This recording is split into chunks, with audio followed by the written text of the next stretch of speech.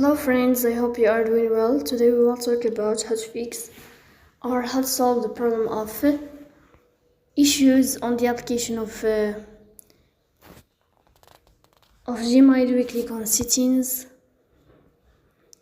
Here we click on apps, default apps, app settings. When above you will search for Gmail app.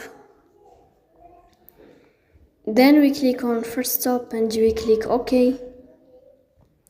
Here you will enter to storage. Then we click on clear cache.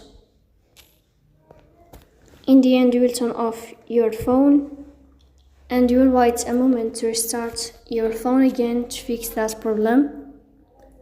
So that's it. Don't forget to support us by like and subscribe.